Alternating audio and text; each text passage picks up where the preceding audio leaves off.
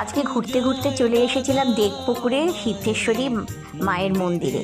তো এখানে কথিত আছে 1691 সালে এই বিগ্রহটি প্রতিষ্ঠা হয়, আর 2000 সালের পরে এই মন্দিরটি সংস্করণ করা হয়।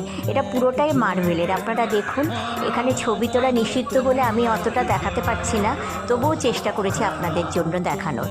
তো এখানে আপনার ভোগের ব্যবস্থা আছে। সকাল 7:30টার সময় আপনাদেরকে ভোগের কুপন কাটতে হবে, আর দুপুর 1টার সময় ভোগটা দেওয়া হয়।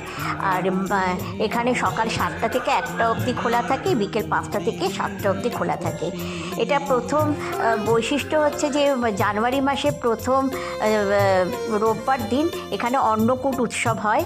অন্নকূটে এখানে আগে থেকে 1.5 মাস আগে থেকে আপনাকে কুপন কাটতে হবে, পার কুপন 100 টাকা করে।